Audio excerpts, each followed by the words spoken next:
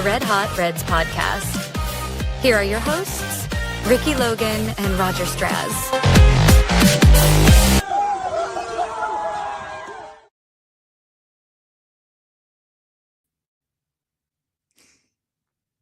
Well, welcome to the Red Hot Reds podcast. It is Sunday at 8 p.m.-ish, and we are live. And if you caught the intro, Ricky is masterful again yet with a great intro with a bunch of new clips to show off. Basically, it's a new season. The 2026 season is upon us, folks.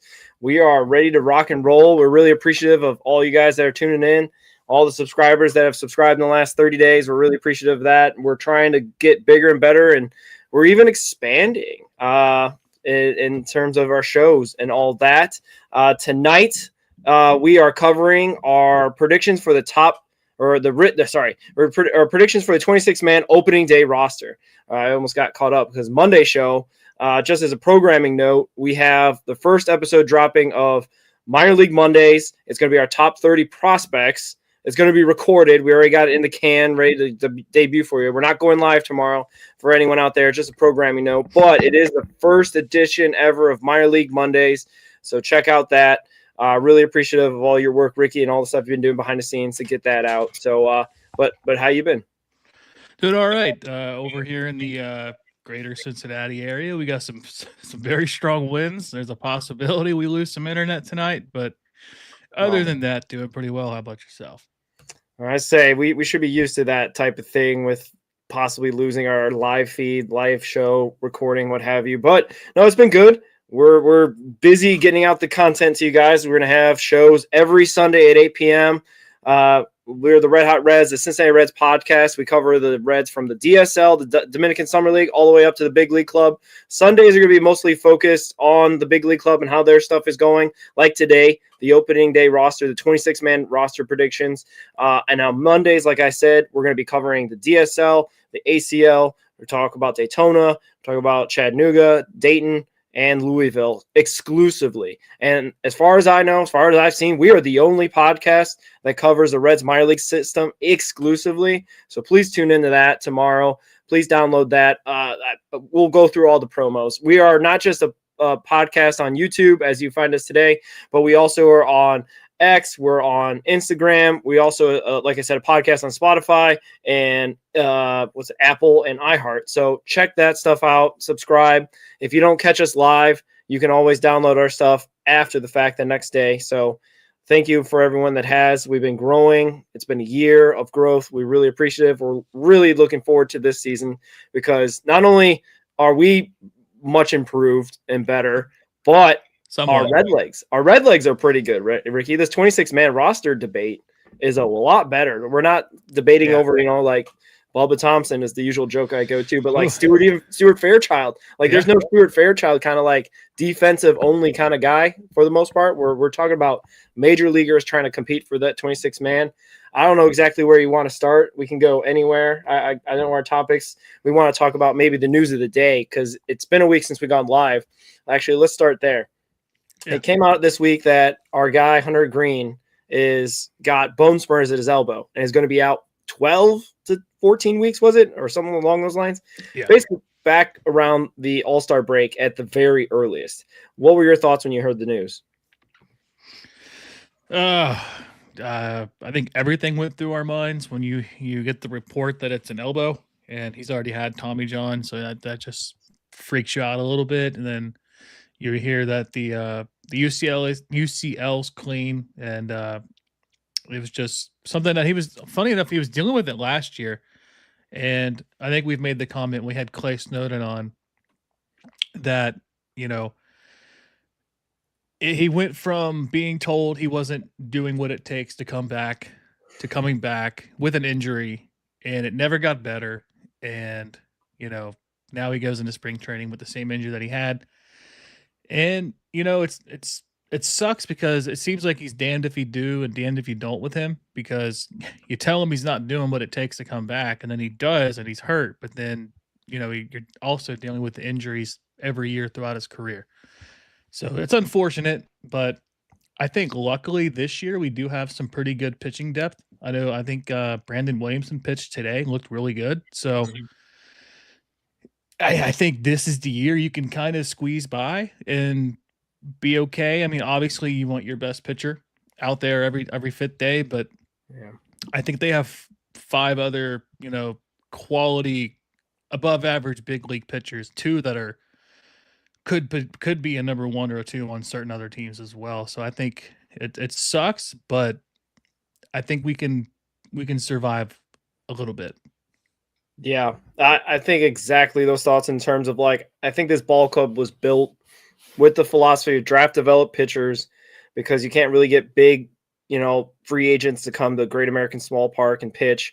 So if you draft and develop and keep developing these pitchers and you can't have enough good starting pitching, which is what they've been doing at least for the last 3, 4, 5, 6 years, it ends up being a surplus of pitchers that could fill the void, eat those innings, if you will. I mean, they did trade for, Brady Singer, who has been steady Eddie, eating up innings and being a guy that never misses a start. So, like, I think the rotation is not in the best place possible, but we're not completely – this is not going to sink the whole season. And unfortunately for Hunter, it seems like another situation where I think the report was after he got after his start and after the Reds lost against the Dodgers in October of last year, is he got a recommendation to get a shot into his arm as opposed to surgery back then.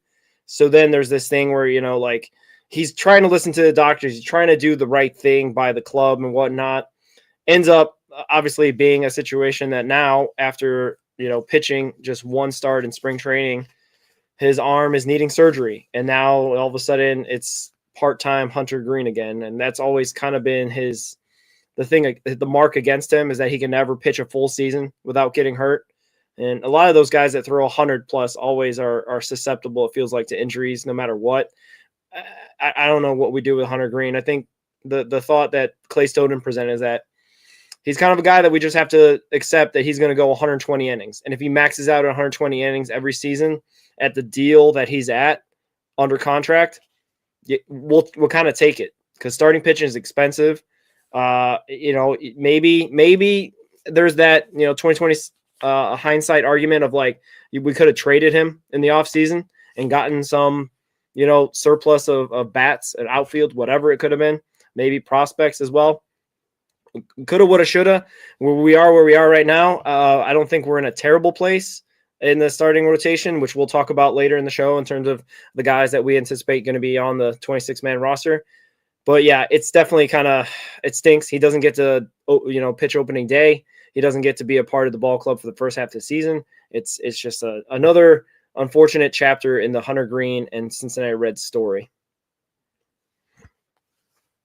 It's just unfortunate. And sadly, it's been something we've just kind of dealt with over the last 3 or 4 years. And, we hoped it would get better, but, luckily we're not paying him, top starting pitch. He's not getting Tarek Skubal numbers. Yeah. This is kind of turning into a situation where is he movable too? Because of the fact that he's rarely healthy, it ends up being a situation where we're just kind of play out the string of the contract. Maybe, I don't know. Maybe we're predicting too far in the future. Maybe this is a situation where maybe his body's not going to betray him, or he's not going to have a situation where he gets maybe advice that ends up delaying his debut in the 2026 season or the next season, what have you. I don't know. We just got to look forward to, I think, in July is being in a spot of contention and then adding basically a starter at the trade deadline of Green and basically getting reinforcements with whatever situation, hopefully above 500, competing for the division is the scenario when we come to mid-July. Yeah. Well, all right. Nothing about that because I don't know if we want to completely get a downer show. Yeah, we're trying to keep it light. I'm getting out my my 40-man roster that I got back in spring training and whatnot that has all the guys that were listed for the big league camp for 2026. And little by little, since mid-February, they've been whittling down the roster to what we're going to try to predict will be the 26-man roster on opening day.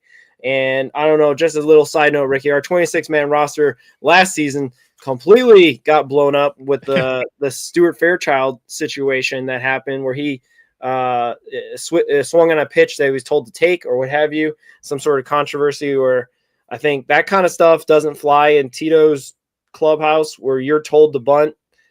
He says you're to bunt. You're not to wave off the sign and take whatever, pitch you're supposed to hit or what pitch you're supposed to take. So like that kind of thing has set, I think, a lot of tones for what type of player is going to be in this clubhouse. And I think we have a pretty good chance of predicting this year, knowing kind of what Tito likes, what the type of players we have in this roster at the moment. But there's a lot of changes that can happen from now till it's 11 days until opening day. Also Austin Hayes rolled his ankle or hamstring 2 days before opening day. Hopefully nothing like that happens again. But any overall takeaways on how many or what the guys that are still left in camp or any storylines that you want to hit before we start getting into the specific positions? Yeah, I guess one storyline is I haven't, obviously I haven't seen your 26 man. You haven't seen my 26 man, but I think we could probably agree we don't have Brandon Williamson on it in the Right. 26 man, but he has looked really good. He had a really good outing today. And then the Caleb Ferguson injury that happened the other day really threw a wrench in my bullpen. But that's about all I have as far as like storylines. It's been unfortunate seeing our bullpen be the worst bullpen in all of spring training, but it is what it is at spring training, and I'm not worried yet. Yeah, there's different things that pitchers go through in spring training that don't necessarily always translate to numbers. I think even there was a Charlie G tweet out there that he put out that before Nick Lodolo got roughed up by, was it the Dodgers or the Giants or whatever, recently, like Nick Lodolo in spring training had like a 1.8 ERA, a 2.3 ERA. And like, so based on that numbers, he should be throwing even better when you go back up north, when it's a little bit colder. You got a better grip on the ball. The batters aren't at as much of an advantage as in the thin air Arizona. But that's not always the translation. Like that's the thing about spring training. You always take it for a little bit of what it's worth, not 100%. It's not going to completely predict exactly what's going to happen in the regular season. Same thing with the bullpen. Going up north could be beneficial to his bullpen to settle back into a more comfortable situation, even though Great American Small Park, not the greatest to pitch in. I'm not too worried. The biggest thing, like I say, with pitchers is just come out of spring training healthy, because if you're healthy, you're available and you're able to get out there and get after it. There hasn't been, as you pointed out, terrible amount of storylines for at least roster construction. We did get a trade. We did get Tyler Callahan traded as well. That's one other one, and got Kyle Nicholas on the 40-man roster. So that could be a factor that gets played in. I was trying to check before the show if he's still pitching for Italy. I believe so, because Italy advanced as well. Last night, was it? Oh man, I get my days mixed up. Yeah, they pitched. He played, I think, last night. Sorry, checking in real time.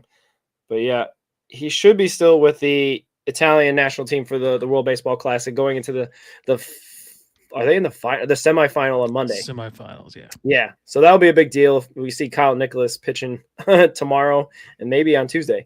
But yeah, I wanted to say that the lack of storylines is probably no news is good news kind of thing, or the less bad news, less injury news, right? It's been Caleb Ferguson and Hunter Green and maybe a couple other smaller storylines for at least injuries that are not huge ones. All right. We're not talking about Matt McClain. We're not talking about, oh gosh, I was thinking TJ Friedel being hurt in spring training, stuff like that. So yeah, that being put to the side, we're kind of in a good situation, a healthy situation where all 26 spots, I think, are super competitive and super it could be controversial in terms of what they actually go with. I don't think it will be. I think it may be pretty predictable, hopefully, but I think I probably said the same thing last season, saying that Stuart Fairchild is going to be a guaranteed lock on the 26 man, and that did not come to fruition. So, Ricky, if you're ready, we can just go. I think the catching position might be the most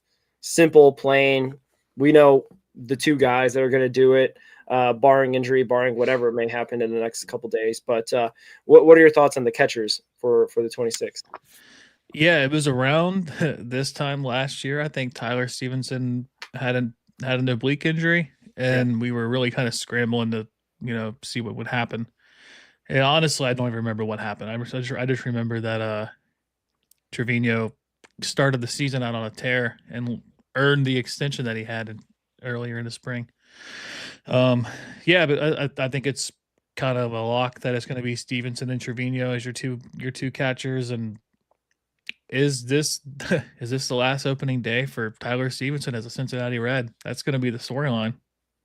Yeah, and I think you've got some hot takes surrounding that as well. So we may get to that later in the show. This was the weird part of the season because you're right. Like Stevenson, who we thought was going to be like bouncing back after a 2024 season, doing pretty well. In 2025, he's going to be even better. And then he gets hurt. And then it's the Austin Wins and Jose Trevino show. That's right. That's who right. basically carried the offense in April. This is the thing. It's like they were like not just, above average catchers. They were carrying the offense was obviously is well documented on this show and many others. Horrible in April, aside from Easter, which was like I think April 24th last year. It was later in the month where they scored the 24 or 26 run or whatever it was. Aside from that, getting shut out 3 straight games 1-0 and whatnot. The ball club was carried by these guys, and unfortunately, because of the way that Austin Wynn didn't have any options, and Stevenson was going to be coming back anyway because he's the main guy here, and Jose Trevino is that veteran catcher that got the extension. Austin Wynn was the odd man out, ended up being DFA'd and sent on his way, I think claimed by Oakland, I want to say, and has got, I think, a contract with them. So shout out to Austin Wynn, pro Austin show, as we have always said on this show. But yeah, I think it's pretty cut and dry, aside from injury. Obviously, you don't want that. Stevenson starting opening day, Jose Trevino backing him up. I guess my question to you is, how many games would you like to see Stevenson start? Should he start? And like what kind of numbers are we looking at if you want to put something on like that? Yeah, that's a good question because he started 88 games last year, and he had 138 in 2024, 142 in 2023. 2023 honestly shouldn't have started that many with all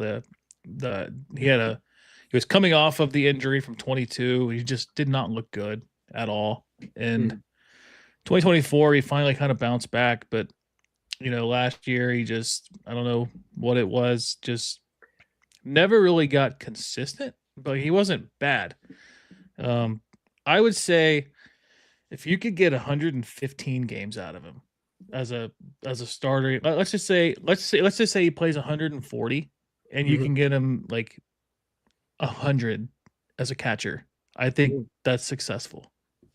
I was going with like the 120 number in my head for him. 120 is an excellent season for him, knowing his propensity to not necessarily even when he was playing a bunch of games in 2024, they still, like, David Bell had like the rest day for him because of the wear and tear of being a catcher or what have you, right?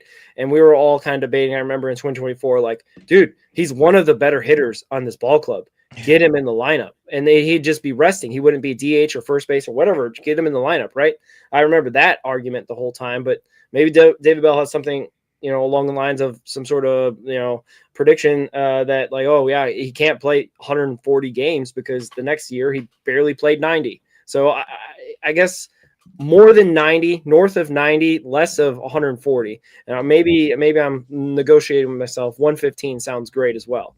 So hopefully in that situation, we're going to be seeing, top talent or the top peak of Tyler Stevenson if he's playing in that 110, 115, 120 range of games, as opposed to this 88. You know what I mean? So we'll see how it ends up playing out. I think also for numbers, 20 home runs, I don't think is that crazy of especially with the lineup being better, the lineup being a lot more lethal and threatening.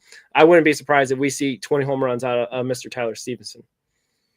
Yeah, I mean, like Steve Offenbaker is famous for asking for 40 home runs from Stevenson every year. Early in his career, you could see the potential for that, but he's a catcher. wear and tear. Just, I think if you could get a 260, a 270 average, a 740 OPS with 20 to 25 home runs, that's a very successful season, and he's going to get paid next year. Yeah, the question is by who, Ricky? I don't think it's going to be us. Yeah, I think the JL Real Muto, didn't he get an extension somewhere, or did he get? I forget exactly, but he might be out of Philadelphia. I feel the last time I checked in on the Phillies, but I'm not checking. Not a Philly show. It seems like a prime spot for Tyler to go.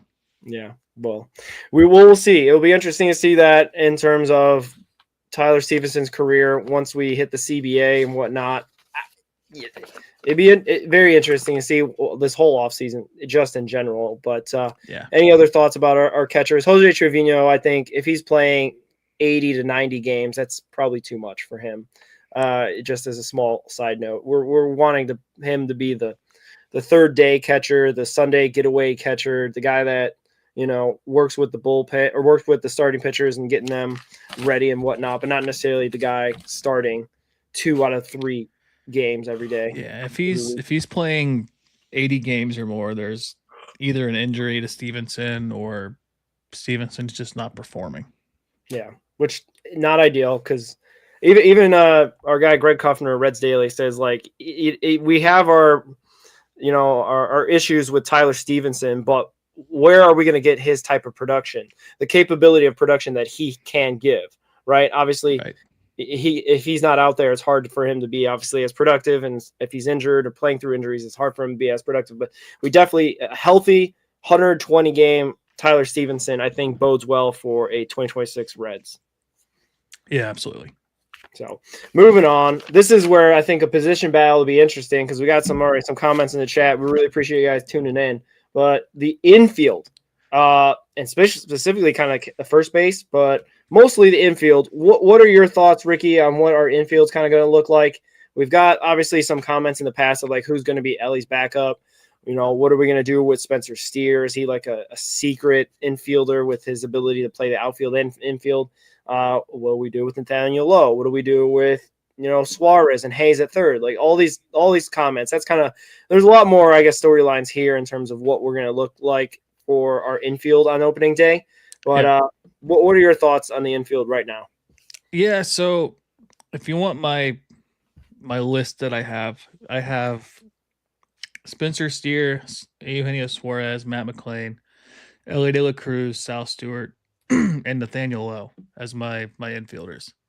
That's kind of middle infielder short, but I figure my logic is, I guess I did forget Ke'Bryan Hayes, but my logic is that Steer is going to be backing up first base, second base, and then getting time in the outfield. And then Sal is going to be playing first base, DH, second base, possibly third base. And then you're going to have Suarez playing third base, first base, DH. Nathaniel Lowe is probably going to be that platoon DH first base option 2 versus right-handed pitching. And, I think Steer will probably get more time in the outfield than we think. And even though he's listed on the depth chart as an infielder, I think that's just because he played first base a lot last year. And he's a solid first baseman. But you want to get a position for your foundational future in Sal Stewart. You want him to have an everyday spot, be an anchor, and just get comfortable at the major league level, because we saw what happened with Jose Barrero. When he came up, it was just kind of like you're the number one prospect on in the organization, and for some reason they valued Kyle Farmer way more than they valued Jose Barrero. And whatever it was, obviously it didn't pan out in the long run, but you don't want to see that same situation happen to Sal Stewart. And I'm not saying they're the same player, but mentality for those kind of things could make anybody any player. So I think you're probably going to have Nathaniel Lowe not playing a lot, but I don't think they're going to cut him. I think he's playing too well to cut. And Ke'Bryan Hayes, just, I think he's solidified himself as the foundational third baseman. Now, if he hits, obviously, there's two sides of that. it's good for your team. Your below average hitters hitting, and he's the best third baseman in baseball. Or two, you could trade him and you can get more depth somewhere else, and you can have Suarez or Sal Stewart play third base more often. But what's confusing is in this whole process, as I ramble on, is there's not really a backup for Elliott shortstop other than Matt McClain sliding over, and then you put Steer at second base, and you swap him and Sal Stewart every once in a while because that Steer does say that second base is his favorite place to play. Maybe they lean into that a little bit more this year. He's not terribly defensively. He's not slow-footed either, and it wouldn't be the worst thing in the world to see. Yeah, this is where our rosters differ a little bit because I don't classify Steer as an infielder right now. I have him actually in the outfield. But for the most part, we've got the same guys. It's, Nathaniel Lowe, Sal Stu kind of in the first base area, Ellie McClain in the middle infield, Ke'Bryan Hayes, and then Eugenio at third, basically. And you're talking about kind of not having much middle infield thing or depth or whatnot. And that's why I think this offseason, I think their plan with Edwin Arroyo, struggling to get his name out, but he is basically the backup plan there if there's injuries, say to McClain, say to an Elliott, if that should happen. Like, he's basically kind of the insurance policy because, you can't have McClain play shortstop probably, but I don't know if you want him playing every single day there unless he's hitting. And, he's obviously shown in spring training he's kind of ready to rock, and hopefully he can carry that momentum and that confidence into opening day into Cincinnati. But, I think having Edwin Arroyo kind of waiting in the wings as a middle infield depth piece is kind of the plan for the Cincinnati Reds. Yeah, Ke'Bryan Hayes is definitely the run preventer that Tito wanted to trade for. I would say at least maybe they I don't know if they exactly ask him about everything. He says that he, uses the players that he gets, but he seemed like it's the type of player that Tito would want. And he ends up being the starter with Eugenio, I guess, not playing as much third base because I think someone had put in the comment, right? Well, Suarez will be backing up Hayes at third base. And that's interesting because Suarez he had one start at third base in the World Baseball Classic, and I think it was like against Israel or something. So not like a big time opponent. He's been mostly DH for even Venezuela. So if Eugenio is starting north of 30 or 40 games at third, I don't know if that'd be interesting to see why that's happening and what's happening exactly. I anticipate him being penciled in every day DH, if not resting for like a Nathaniel Lowe. And I think we're both really high on the Nathaniel Lowe thing, and it is an interesting situation because he's out of options, so he has to make the 26-man roster if he's going to be a Cincinnati Red. Otherwise, he'll be released to explore whatever other options he can possibly find, off waivers or whatnot. So I think they really like him a lot there. The reason why, again, I also put Spencer Steer in the outfield category for my 26-man is because the days I was there for spring training, he was only in the outfield working out. He was not working out with the infielders at all, and they were working simultaneously, and they go back and forth for different things on different fields. And as far as I saw, he was in left field, working out left field. TJ Friedel playing a lot of left field as well, just for that matter. Will Benson playing a lot of center. So there's that. Take that what you will. And I think we'll get into the outfielders in a bit. That's really a huge position battle that is going to be interesting, as Carrick already has a comment loaded and ready to go for us to talk about our Cincinnati Reds outfield, man. That might be the biggest unit that has improved as well from 2025. Last year we were dogging the 2025 outfield and really praising the 2025 infield. And I think it might be not flipped, but I think our infield is still one of our stronger units. But our outfield has really improved. But any other thoughts about the infield before we move on to our outfielders? Yeah, just you had the advantage of being in Arizona and seeing Steer out there in left field. Sorry. No, you're good. I think that just history wise for him, he does play second base, first base, and I think he's gonna be like the super utility guy for him. I can see. I think he'll play every day basically, but just in a different spot every other day.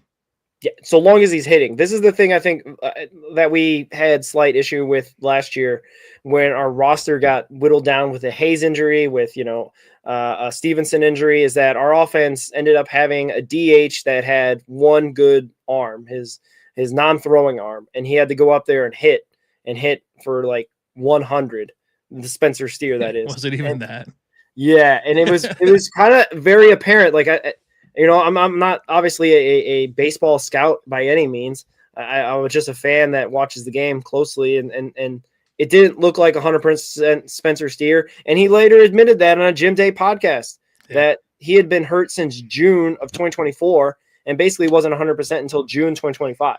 So what are we doing with that? It's like, I get it. You want your guys to play, but man, like, he was awful. And he has options. This is not a Yeah. situation where like they had no options and he had to be let go.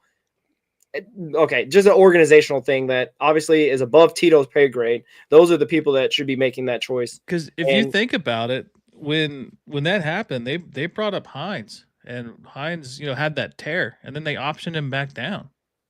Yeah, you're talking about 2024 tear. Yeah, that summer. Yeah. Oh man, we can go on and on about this. It can be our own podcast of what happened to Spencer Steer and what happened to all that stuff. But anyway, I don't know if we want to get down that path too far. But yeah, it'll be interesting. Carrick saying hope Steer plays second base in spring training. He's I hope so. I didn't see it, and I don't think he has officially, right, in spring training. I don't think he's been. They've been playing a lot of minor leaguers at second base, like a Leo Balcazar and whatnot. I haven't checked to see if they've thrown Spencer Steer in the mix. This would be the time to do it, right? Like spring training's a little bit like the 2025 or no, going into 2024, we had Jonathan India taking outfield reps, right? Like that's exactly why I guess I'm making my opinion based that they're only seeing Spencer Steer right now as an outfielder, is because unless there's some other times during spring training he was taking some infield reps. Maybe that's what's happening now. I hear that our guy Greg Kuffner is going to be down there Wednesday, so maybe we'll check in with him if he gets to the backfields, and we'll get an update. We'll get a little insider action there to see what Spencer Steer is working on that given day. Yeah, or obviously like the most quickest thing for Greg is Reds on SI. He'll be on that like that. Like Charlie G, like Charlie G's got so many articles that I'm still like I got like a backlog. You get halfway through a Charlie G article, he's got 2 more out. Yeah, and they're usually both Bengals and Reds. He's doing both at the same time. It's not like it's just all Reds. It's anyway crazy. Well, anyway, moving on. All outfield, and I think this might be where we have some differences, Ricky. Maybe not. I don't know. We've got a lot of options, and good options, right? Not Bubba Thompson options. Real major leaguers that have been hitting well in spring training. You had pointed out Dane Myers has hit 2 or 3 of the hardest hit balls of his career for the Cincinnati Reds in spring training. So that's a positive thing. Like we talked about with Clay, like it's not necessarily about Santiago Espinal hitting all these home runs. It's about the process of your bat, your plate approach, and your ability to, basically go out there and be consistent with your approach, and whatever the result is at the end of the day, we'll take it if it's positive, but it doesn't necessarily mean that you're guaranteed a spot if you hit 500, right? Like we had kind of alluded to in previous shows and whatnot. And even Tito has said it himself. But that being said, the outfilders, I don't think anybody's really had a bad spring. Maybe Marte. Maybe Marte might have been like, but we know exactly what Marte is at this point. He's had 162 plus games at the major league level, and so we kind of have a decent sample size for him now, not this half sample size stuff. But I don't know where you want to start necessarily for the outfielders, but what are your thoughts initially? Yeah, so I have Friedel penciled in as your everyday center fielder, Marte penciled in as your everyday right fielder, and then I have a platoon, well, I guess a mixture of JJ Bleday, Will Benson, and Dane Myers, with Steer included in that mix too, just because you're throwing them everywhere. But that's my 5 that I have. So you have 3 lefties and 2 righties, but one righty hits righties pretty good, and one lefty hits lefties really good. So it's a it's a good little balance to have. So I guess I just want to check your math. So you got Spencer also in the 5. Do you have 5 infielders or 6 infielders? I have Steer as officially as my infielder, but I have Steer as like moving around. Okay. So if that makes sense. Do you have 12 position players? Because I got to just for my math, I got 13 position players, 13 pitchers. So I'm trying to figure out because maybe there's somebody. Yeah, I have 12 because of I forgot to write down Key Brian Hayes. Okay. All right. So Key Brian Hayes is in there. Okay. Anyway. Okay. So yeah, we've actually got probably the same outfielders now that I think about it. You said Friedel, Marte, you said Blade, Myers, and Spencer Steer. Benson. Oh, so that's where we differ. I think I'm favoring a Dane Myers and a Blade and a Spencer Steer platoon in left, and or backing up Friedel at center field for that, and then having Marte as the everyday right fielder. Yeah. I think they're optioning down Hines and Benson again. They have options. They've been there at the start of the 2025 season in Louisville and killed it. The question becomes what type of rope they're going to give them if they call them up, when they call them up to the majors again. That's been kind of the main thing there. And I don't know if you want to start highlighting. Carrick's been talking about his guy, Reese Hines. I could see it. I could see him coming up there just because he does hit righties very well. He's hitting the ball hard. And to clarify, my 5 outfielders that I have that are full-time outfielders are Friedel, Marte, Blade, Benson, and Myers. That's my 5. And then you're throwing Steer out there as like your platoon guy. But Gotcha. Yeah, I could see Hines making the team. Really? I do. I just don't know who you would swap him with, because I don't know if you would say he earned a spot over Will Benson. But then again, with Blade, if you're keeping Blade, you're having a lefty who hits lefties, and you'll have a righty who hits righties in Hines. So that's not a bad problem to have. Yeah. So, but the good thing with all of this is every single one of these outfielders has options. So, like, we're not having to decide on, does player A need to stay because player B doesn't have any options, or vice versa, whatever. But yeah, I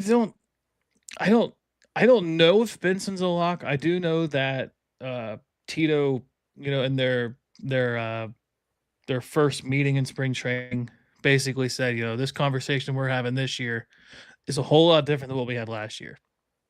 So maybe he's gonna make the team. I don't know, but the hard part is they're facing a lefty opening day, so yeah. I don't think that he's gonna get the start on opening day. Mm-hmm. But yeah, I mean, I could see a world where Hines makes the team, but he also doesn't hit lefties too great either. Yeah, and same with Marte. Yeah. The last 2 spots between Lowe, Blade, Hines, Dunn, Benson. Sound like Benson's getting one of those spots. Yeah, it could be a possibility that Nathaniel Lowe could be the odd man out. I guess I'm going off of history and historical stuff with Tito and Benson, and how last year it was kind of like he was hitting pretty well in spring training, and he still didn't make the team coming out of camp. And that was even a less crowded outfield last year, to be honest with you. So that's kind of why my thoughts are like, oh, Benson might be option down. But you're right. All these guys, Blade could possibly start in AAA, or maybe they're trying to kind of letting the chips fall where they may. And maybe one of these guys get a hamstring or something. They pull something. And then now it makes it a little bit clearer what the 26 man will look like for the outfield. I think all these guys are healthy, as far as I know, as of this recording today. I think it's still they really like Friedel. They like, I think, Myers being the backup to Friedel, even though that Benson has been playing a lot of center, and he could be maybe Claystone always talks about how in Great American, Benson be completely fine playing center field at Great American Ballpark, but it's smaller. Not sure about his range if we go to different ball clubs, ballparks and whatnot. So we'll see. But yeah, Benson and Lowe. Oh man, that would, yeah. this is going to be interesting coming down a stretch. You know, our predictions could be completely out of whack and be totally different than what ends up being out there on March 26th. For all we know, they swing a massive trade and something crazy happens. But yeah, or some sort of massive injury happens that totally shakes up the whole organization, top to bottom. Austin Hendrick.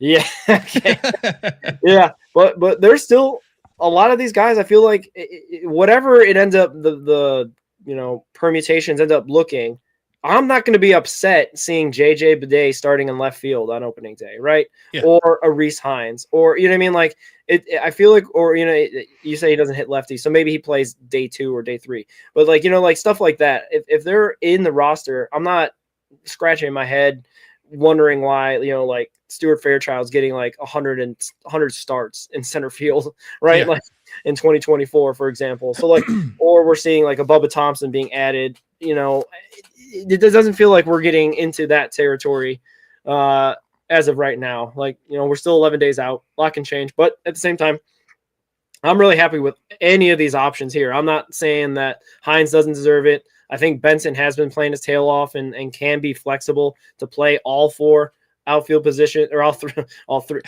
outfield positions. I forgot you got left out. Don't forget that that position, left bench. But anyway, he played that a lot last year. By the way, he did.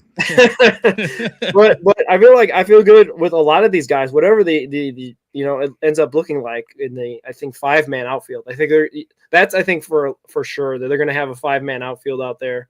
With Spencer Steer kind of being that sneaky flex player between the infield and outfield is my prediction, at least. Yeah, because you could swing this a couple ways, and I'm going to name 6 just because there's going to be one too many here. But your outfield versus lefties could be Friedel, Blade, and Myers, and then your outfield versus righties could be Benson, Hines, and Marte, because Marte and Hines both hit righties really well, and then obviously Benson. Yep. So that's they got. I mean, like everybody wants to look at the splits and the lefty versus righty and doing the mismatch stuff, but the Reds have a weird dynamic going where they have guys that hit the same hand better than do the opposite hand. So yeah, I don't know what they do. Go ahead. I wasn't trying to cut you off, but like that 6-guy rotation that you're talking about, the 6-guy outfield, Nathaniel Lowe could be the odd man out, and then Spencer Steer's considered a infielder, utility, at first base, right? Yeah. So like that could be the situation too, and they have, like you said, options to go up against righties and lefties, and it doesn't necessarily like there isn't a huge drop off, because that was I think the problem with the last year's unit is like you'd go up against lefties and we'd have nobody that can hit lefties, right? Like Stuart Fairchild was the guy supposedly that could hit lefties, right? And he ended up getting let go from the team. And then what is it after that? Basically, Ellie could hit lefties. That's about it. I don't even know. So that I think we're in a way better spot, I feel, than a year ago. But any other thoughts about this outfield? It could be very interesting. Yeah, I think outfield is the best depth that they have on the team. Really? Other than maybe the rotation, but the depth that they have goes all the way down to AAA. And I think there's 3 guys in AAA that could play this year on the Reds too. Really? That being outfielders? Hines. Yeah, that being Hines, Dunn, and one of the guys that gets moved down. Yeah, we haven't even talked about Blake Dunn. I forgot to tell you. I don't know if we said this on the show or off show. Dude, he is like jacked. He's like a really like walking around like Mike was like, "Hey, who's that guy?" I'm like, "Dude, that's Blake Dunn." Oh my god! Like wow. he looks like a guy that you would see playing like football. They say he was a football player for a while, up until he chose baseball. I think going into college. Well, there you go. He has the body type of a football player. It didn't look like a baseball player when I saw him out there. And if he has the end of the AAA season that he had last year and can build on that, he could be playing in this outfield as well. And I don't think I'd be as upset. We're not in a Jacob Hurtubise. I shouldn't say. Blake Dunn actually came out and hit 190 as well. Well, I think Blake Dunn, hopefully that's stuff behind him. And he had a really strong end of the year, and he's looked good in the spring too. So I think he's past that what he was to start last year. What is it? Carrick said we got 14 position players. Is he talking about you, Ricky? Because I got mine counted out. I got 13 and 13, unless I don't know how to count. But anyway, we count on 1, 2, 3, 4, 5. Yeah, I don't know. Well, moving on. We got our pitchers that we're going to go through, starting rotation, which I think this is where the depth is of the team. Because you have a Hunter Green injury and you still feel pretty good going with this rotation with Abbott at the top as your opening day starter. I think the guys behind him as well, even though we got like a Burns on a pitch inning limit, I think going into this season, if we can get a good stuff out of him the first half of the season, and then we pick up a Hunter Green on the back end of the season, that's kind of like two halves of the player becoming one type of thing is my thought process when I first kind of heard the injury news from Hunter Green as well. And those guys are both flamethrowers, so I'm not wishing any, injury for either of them with them throwing 100 miles per hour all the time. But I think this is one of the top rotations still in baseball, minus their all-star, minus their guy that is gotten Cy Young votes in the past. How do you see this rotation? I mean, I don't think we're going to differ. Like your starting five is probably the same as my starting five. I don't think it'd be different. We talked about, I think, Williamson a little bit. But just to put this out there, I got Abbott, Lodolo, Singer, Burns, Louder. And that's how it's going to be for the first 3 games. I think Burns starts that 4th game against the Pirates in that second series. Yep. Yeah. I have the exact same that order. So you could possibly flip Louder and Burns just to have a little bit more major league experience and Louder. I mean, it's not by much really, because actually it's probably less, but just, I guess Louder was pitching. I don't know. You could go either way, I guess, but maybe you're resting Burns a little bit more, having a measure 5th guy. I don't know, but yeah, it's a good problem to have, because there is Brandon Williamson who is really pitching well, and I just don't think they go 3 lefties. That was really the main reason why I left them out. They could, but you're kind of hurting yourself if you do that long term, I guess. But with Green coming back,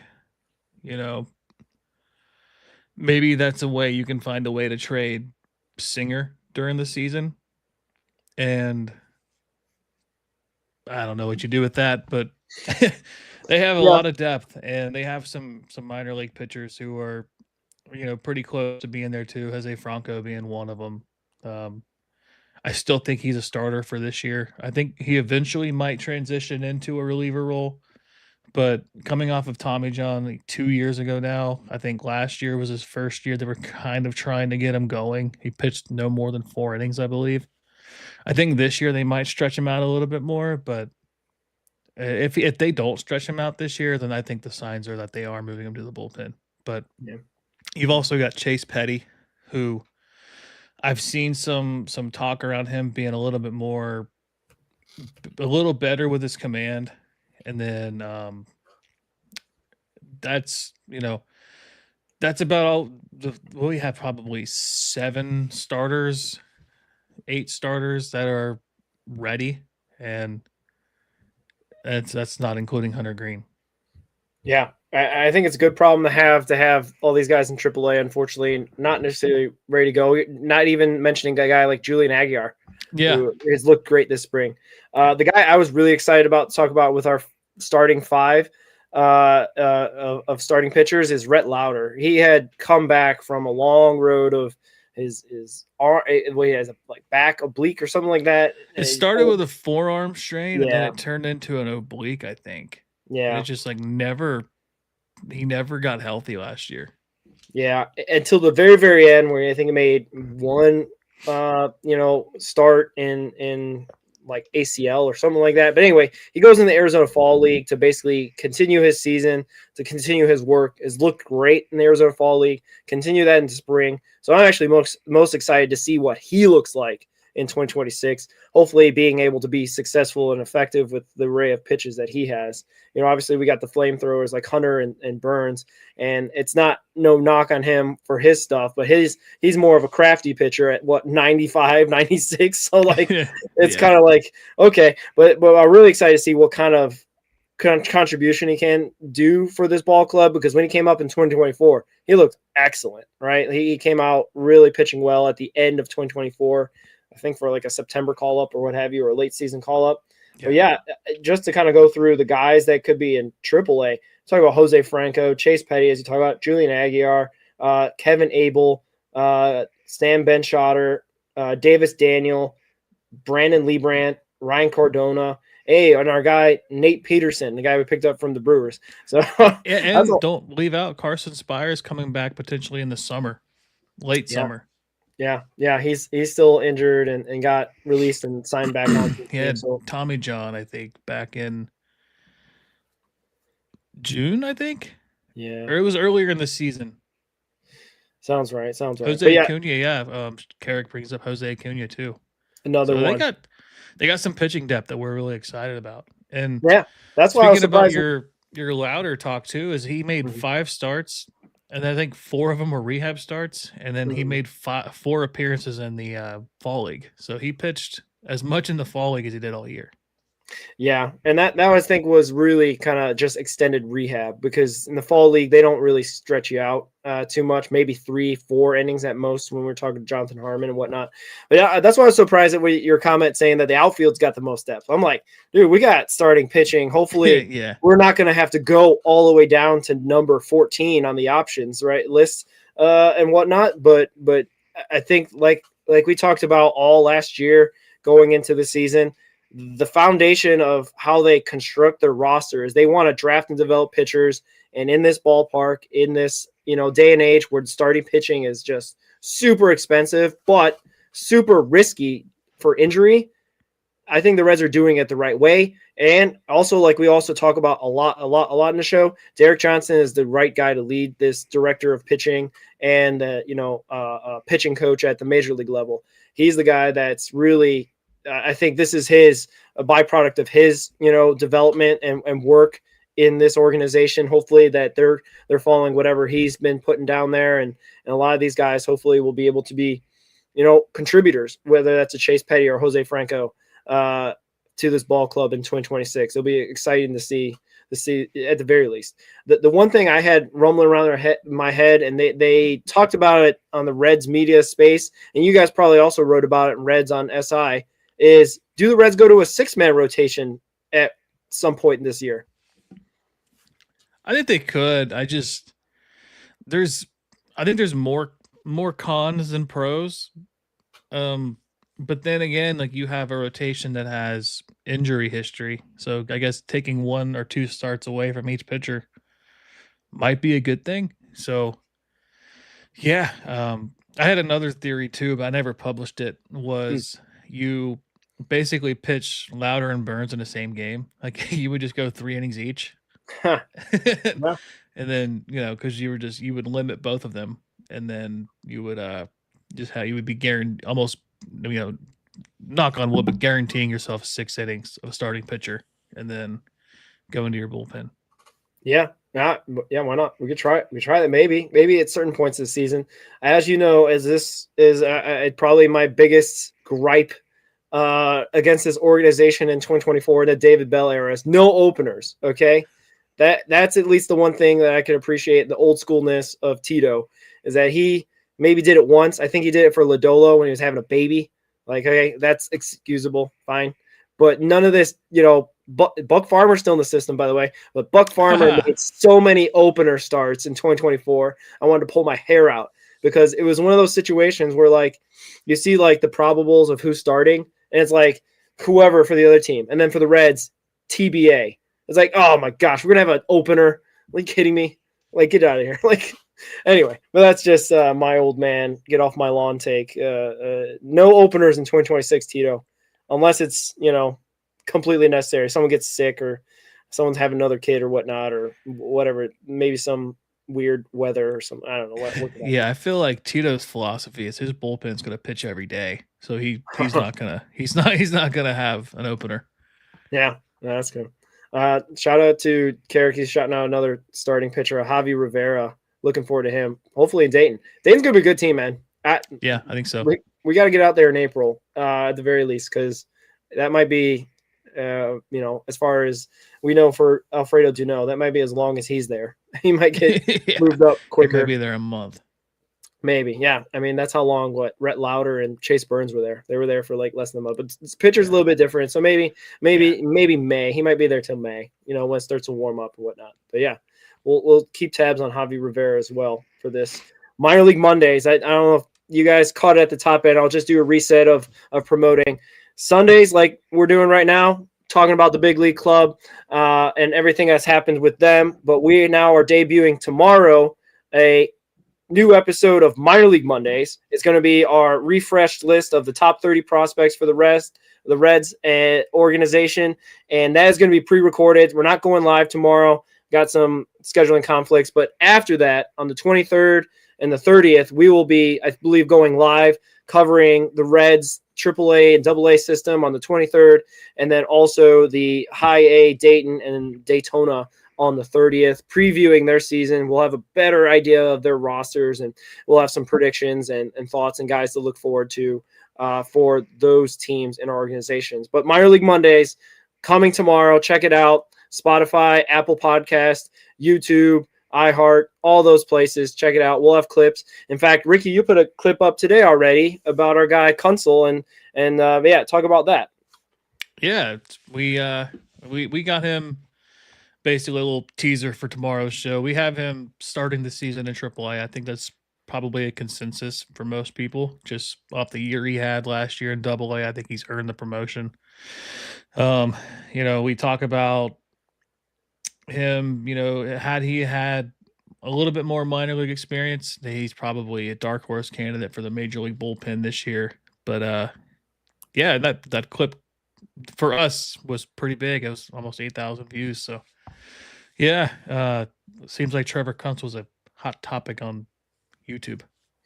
And he's pitching really well in spring training. The game that we went to, he told me, because I had messaged him after the game, he had 6 pitches to warm up with before he got thrown in there, because I forget who was having a struggle. I think it was a lefty. Maybe it was Caleb Ferguson before he got injured. Was giving up like 4 or 5 runs to the Jonathan India Royals. And unfortunately, the Royals, the Reds were needing a guy to get the last out. And I guess Trevor's like, hey, you're the guy. Get warmed up in 6 pitches and then get out there. So, again, I think his ERA, as far as I last saw, 0 ERA, which, obviously spring training stats are spring training stats. But he's been getting the job done when he's called upon, which is great to see. Yeah, it's awesome. It's just, we've highlighted his story a lot, and it's pretty awesome, his story, that he's just potentially one step away. For sure. Quick comment by Carrick. He's wanting he's saying that he bets that McChrystal get moved up. Yeah, every time we talk to McChrystal, he's got like the opposite view, Carrick, for some reason. He's got everyone really likes to know and sees how far he hits the ball, but I think they really value the line drive hitting of Ryan McChrystal and his ability to also play not just catcher but first base as well. And I think he's been talking about he's trying to improve his catching and getting better with that. So that is something I think the organization values, which I think I tend to agree with you that McChrystal and Duno might be a package deal together. They might move up through the system together and be a part of that class of 2027 that I like to call, and maybe debut maybe the same season. Maybe we'll see. Yeah, and he's played a lot of first base too, like you've highlighted before. So they could find a way to have them up together. Honestly, I think I like to see them be a tandem. They keep going forward. Yeah, that'd be awesome to see. All right, any other thoughts about our minors before we move on to our relief pitchers? This is another, I think, contentious topic because there have been some movement. Obviously, you talked about Caleb Ferguson at the top of the show. There's also some guys that I think they say Vernon Maxwell. Maxwell, what was his first name? Big Sugar is still in the big league. Maxwell. Zach Maxwell. Yeah. Gosh, I don't know why I went to 1990s Houston Rockets, but anyway, that's how my brain works. So Zach Maxwell is still in the big league camp, as far as I know, hasn't been reassigned. TJ Antone just got reassigned, so sorry, Mark Sheldon. I don't think he's making the 26-man roster as your prediction was for your Reds beat writer. So Mark Sheldon knows a lot, but still just a insider that may not get it always right. But anyway, that's not the topic of tonight's show. The relievers. This is a part of the organization that they talked about. They needed to rebuild after 2025, and we both all collectively as a fan base kind of rolled our eyes like, Kyle Schwarber's a free agent. Are you serious? We're going to talk about rebuilding our bullpen. But they weren't wrong in a way, because as we highlighted in the show, and as you just said earlier in the show, they pitch every day, and they get the 0 days rest treatment. So, and they led the majors of 126 appearances for guys with 0 days rest. Tony Santillan and Barlow and Pagan being probably the main guys that he goes to on a regular basis. But any storylines or anything you want to point out about the bullpen before we dig into it? Yeah, I do like. I've seen some rumblings on social media with Hagen Danner. Just he's been pitching really well. Kind of maybe he might be the dark horse candidate that gets in. And then Connor Phillips has been struggling. Ashcraft has been really struggling. Then again, it is just spring training. Sam Moll has looked really good.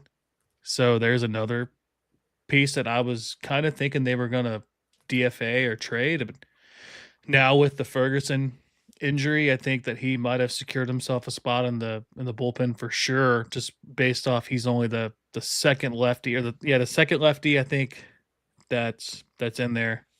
They were going to have three if it wouldn't have been for the Ferguson injury, so I think that helps him out. And then the Nicholas trade, I don't know if he starts Major League ready. I think he could. I have him on my list, but I don't know. Carrick brings up Phillips has looked good in his last couple games, touched 99. Like I have a lot of faith in Connor Phillips. I think I've wrote about him a few times. He you just look at like what he's been through in the last couple of years. He came over as a player to be named later. He's a starter. Had a really good outing, I believe. He struck out like 9. I want to say against, I think it was Seattle in 2024. And then obviously the last game of the year, he just kind of gets shelled, and that just happens to be the game that the Reds get eliminated from the playoffs. And last year, was it last year? Yeah, where he basically got sent all the way down to the ACL. And no, that was 2024. Yeah, he gets sent all the way down to the ACL to basically relearn how to pitch. Mm-hmm. And I think he started a little bit more, and then he gets converted into a reliever. Last year, he finally gets it going in the bullpen, and he had that, I think it was over 10 innings, scoreless streak. And he was a very pivotal part of that bullpen going forward towards the end of the season. So yeah, if he can look good, I have a lot of faith in him being a 7th, 8th inning guy. Should you give Santillan more days off this year? Yeah. Actually, this is going to be, like I said, very intriguing what it ends up coming down to. I was just looking at Kyle Nicholas. He has not pitched that much for Italy. He pitched 1/3 of an inning and gave up 2 runs. It hasn't made an appearance since. So and he hasn't made an appearance in the quarters and the semis. So, or probably not going to make an appearance, I should say, in the semis tomorrow. So we'll see about that. If he comes back to camp and maybe earns a spot, then he's still on the 40-man and has an option. So he could still be starting in AAA, but then that takes his option away. And then what do you do about that? So that's why I think for me, I have him on the big league roster to start the year. And honestly, I just made my own little adjustment, because now I'm thinking in my head, yeah, it's Hagen Danner season. And I think Connor Phillips with his option still, I think he could possibly start in the minors and retool and whatnot. We saw the glimpse of what Connor Phillips could be, like you had mentioned, against the end of the year of this 2025. He has come a long way back since then. consistency is what I think Francona wants out of his bullpen guys. He doesn't want guys that are going to be wildly, all over the place and can't be dependent on to find a strike zone. So if Phillips, if he is hopefully touching 99 and finding the strike zone of late, maybe he makes a last minute push to make the 26-man roster. But I want to be completely surprised if it's Hagen Danner and Connor Phillips starts at Louisville to start 2026. Yeah. If you want, I have 8 guys. I've got Pagan, Santillan, Burke, Johnson, Ashcraft, Mole, and Nicholas, with Danner and Phillips being hyphenated between the last spot. And I think there's a good chance that Danner could make the team, although, you got to give credit to what Phillips did last year and take that into consideration. So maybe it comes down to Danner and Nicholas, and Phillips is in the team. But yeah, I think you're going to have 2 lefties. Is Danner right-handed? I don't know a whole lot about him, honestly. And then I was trying to see, Graham Ashcraft still has options. He's got 2 options. So he didn't look great this spring. And then again, it is just spring, right. So there's a chance Ashcraft doesn't make the team. And you have Danner, Phillips, and Nicholas. So there's a lot of ways you could go with this. I think realistically, Ashcraft's on the team. I think, Phillips probably makes the team, and it comes down to Danner and Nicholas being the last spot in. Unless Maxwell really gets it going here in the last few games of spring training and just shows us that he deserves a spot, which he's got the stuff for it. It's just a command he's really struggling with. Yeah. With Maxwell, he's got 3 options. So I don't know if that's necessarily like a weight on like how they make their decisions in terms of obviously the guys that don't have any, like a Sam Mole, obviously that does kind of play a factor in making a decision if they make the roster or not. But like Maxwell, I think we're both in agreement. I think May already has been assigned down. Maxwell, I think for sure is, I think, in AAA to start and figure out his command issues and what have you. And still young, 23, 24, right? I want to say. Yeah. So he's got lots of time to figure stuff out. Yeah, that back half of that AAA bullpen, you got May, Maxwell, and Kunzel. That's 3 flamethrowers. And maybe Connor Phillips. Like that's a good bullpen. Yeah, like it. I mean, yeah, 6, 7, 8, 9's all already sorted for the most part. Yeah. But yeah, I think we got mostly the same. Ashcraft, Burke, Mole, Pagan, Santillan, Pierce Johnson, Kyle Nicholas, and Hagen Danner is my recent add to my 26 because I'm riding the addition.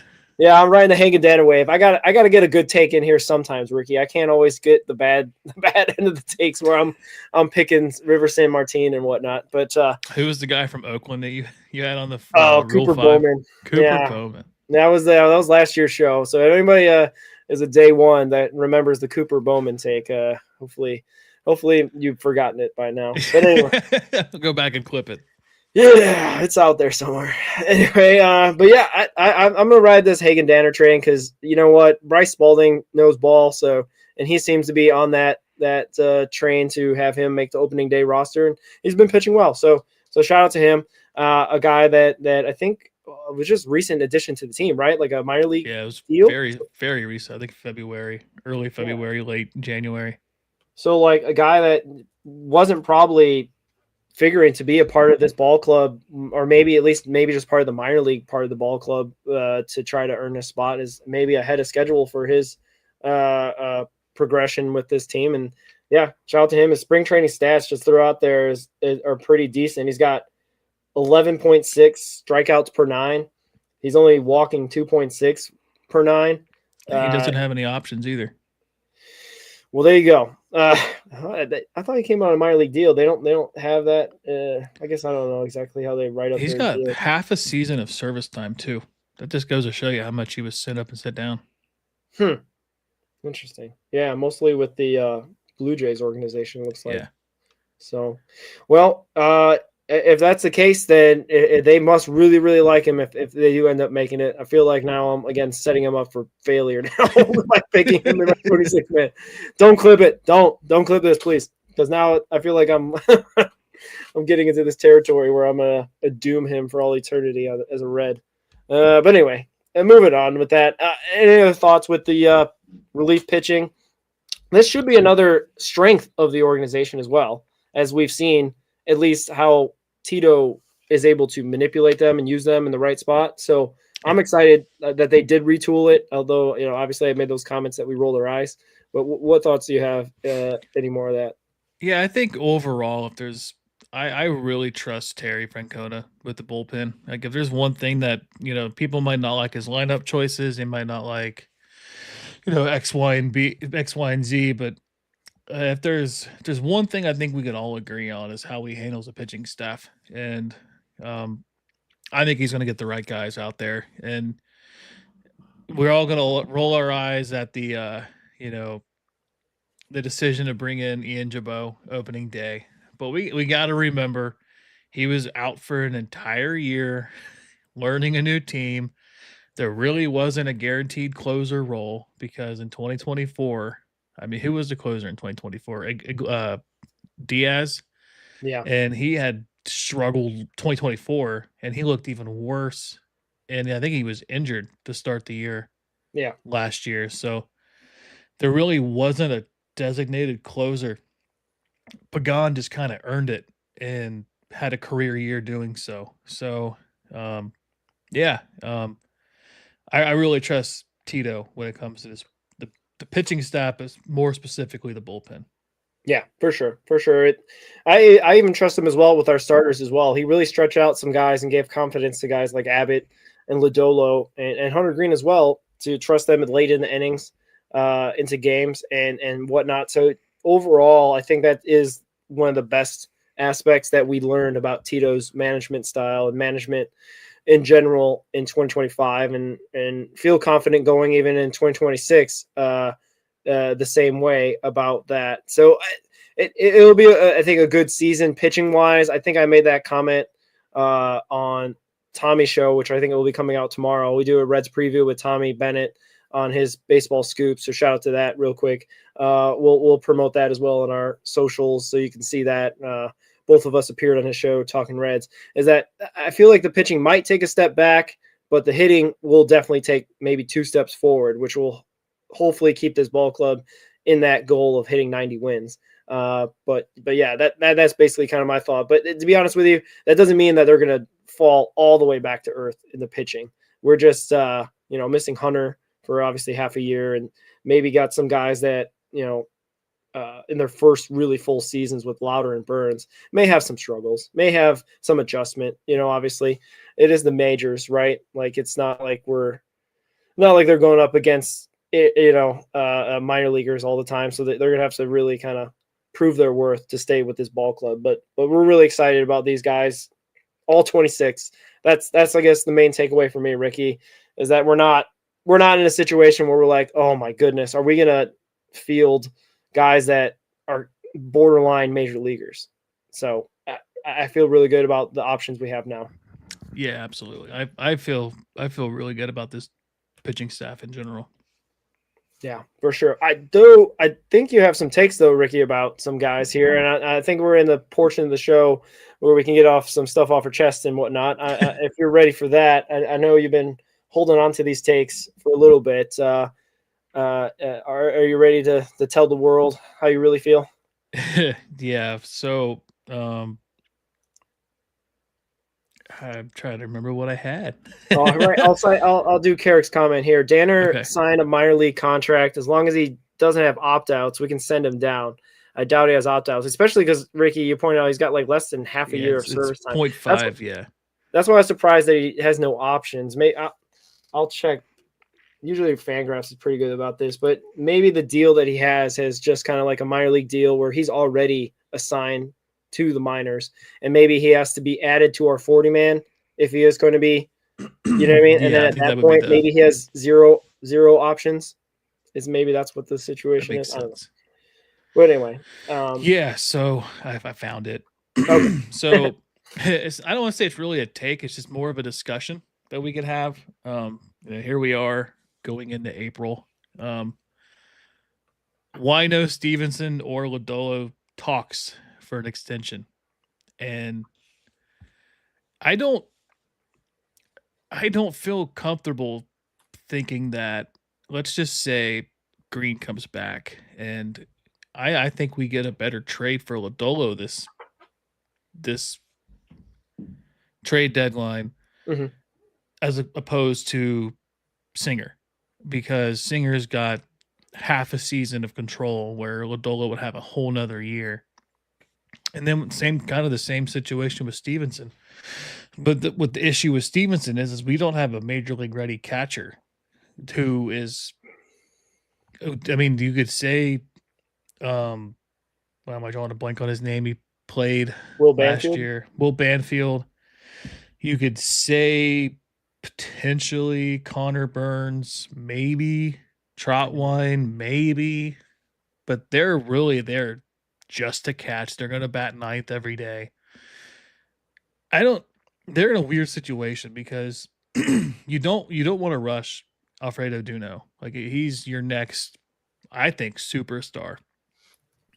But I don't know what you do to bridge that gap if Stevenson's not coming back, So are you going to rely on a 36, 37-year-old Trevino over the next 2 years to get Duno ready, or would Connor Burns be ready next year if there's a season? Would Troutwine be ready next year if there's a season? And just basically just don't be the reason why you lose games? Good question. They're in a weird situation where, they don't have anybody ready, but it doesn't seem like there is any natural successor to Tyler Stevenson. Maybe Ben Rortfeld was that guy, or have you said it, from the Dodgers? Maybe that was the bridge, but then the roster, the way it panned out, he couldn't stay on the Reds 40-man or whatever he was, and got DFA'd. So it's interesting. I don't exactly know what they're thinking about Alfredo Duno, right? Like, because they could fast track him. They fast tracked some other guys. Marte came through the system pretty quick and got up there at 21. And Duno will be 21 in 2027. So, like, maybe, but that's a maybe, right? That's not necessarily a guaranteed thing. Cause I think you could look at it that Duno might be on a faster track than what Stevenson was, and Stevenson was older. So Stevenson was drafted out of high school in 2015, and he made his major league debut in 2020. So that was 5 full seasons basically in the minor leagues. And Duno could potentially get to Double-A this year, which would put him on pace to get there a little bit quicker, I think. I don't know. I mean, like Carrick says, they would have to sign a free agent catcher, but then, like, I mean, I'd have to look at some lists to see who's available at that time. But I mean, I think Connor Burns could bridge a gap, but then Connor Burns could be a catcher that could be a long-term solution too, to be a backup catcher behind McChrystal. Maybe they can fast track him just because he has college experience, and you don't have to worry about teaching him how to catch as a professional, that he kind of already is, I guess, and if that makes sense. But yeah, it's like with the Lodolo situation, I find it hard to deal with that too, because obviously you want to keep him long term, and you have to look at the injury history with him too. It's always been the same thing. It's been blisters. He's had, I think, a leg issue in 23, but other than that, like last year, he finally had a good year, really good year. And I don't know what you do with that, because I would just like for there to be at least a rumor, that they've talked. With Stevenson, at least we've heard they've had conversations. Like, I haven't heard a peep out of anything with Lodolo. Yeah. And I think I think they might have talked about there was a comment about Stevenson's extension coming in the spring training, and he said he hadn't heard anything either. So they're both, to be the kind of the cynic of the show, I think they're really waiting for the CBA to see what it looks like. There could be a world. I'm not saying this is what's going to happen. There could be a world where the CBA gets reconstructed. They figure out whatever. Baseball's back in 2027, and maybe they sign, a Stevenson and Ladola to a short-term deal. Maybe. I don't know. I think they're really kind of waiting for how it's going to look like in negotiations and whatnot. And we're already getting a bunch of little things here and there about salary cap, salary floor. Manfred's talking about how the owners are going to really go all the way fighting for salary cap and whatnot. So who knows? We're still early stages. There's going to be a lot of press conference type sound bites that are going to come out here and there and everywhere.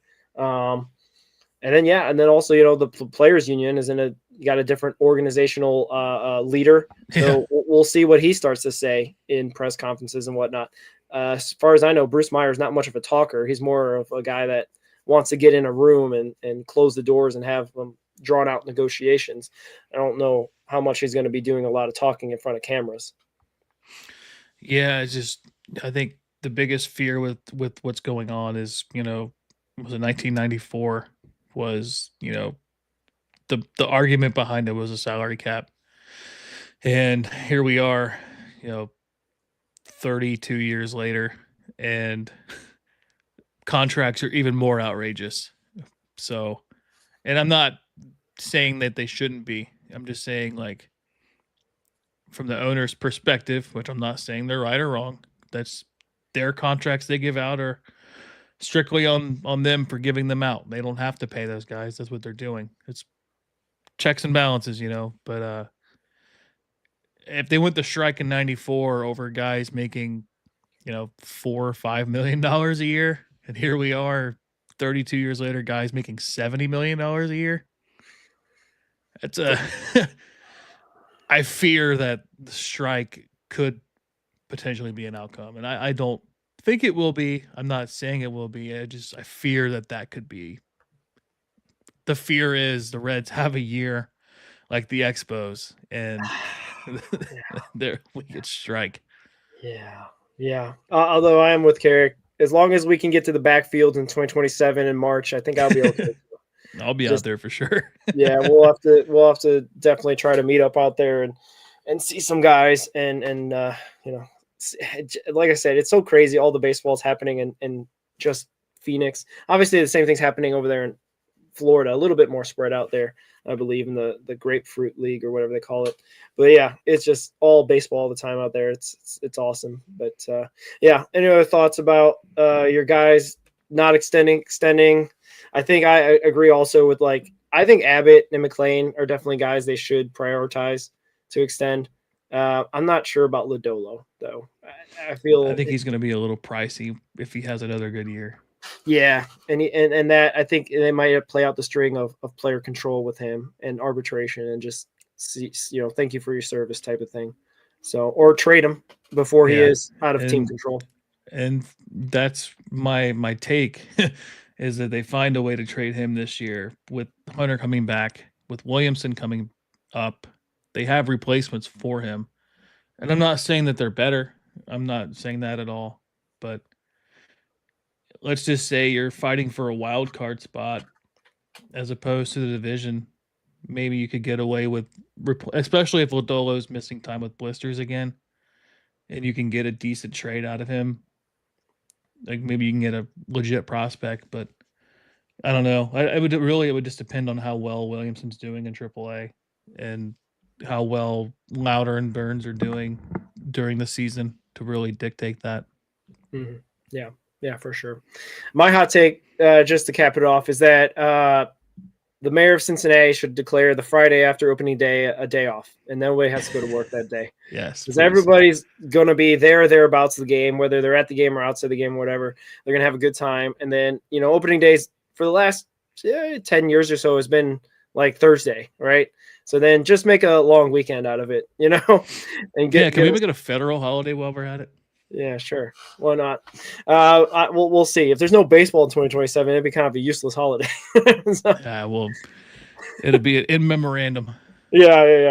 Yeah, it should be good. But yeah, one last guy Carrick got in here. Williamson and Louder and Burns are unlimited innings. Yeah. Like he said, I think you have to be out of it to get rid of Lodolo now this year. we'll see. We'll see though.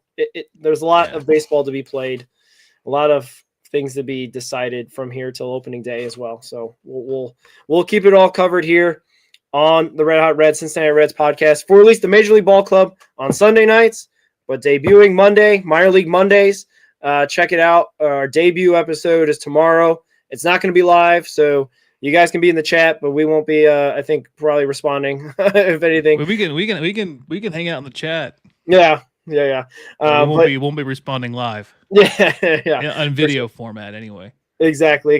But check it out. It will be live on the 23rd and thereafter for Minor League Mondays. Dedicated, the only podcast dedicated exclusively to the Reds minor league system. So check us out. Subscribe, hit the notification button so you know when we go live on YouTube and X and all that good stuff and Instagram. So we really appreciate everybody tuning in today. Ricky, if you're ready, let's sign off. Go Reds. Go Reds.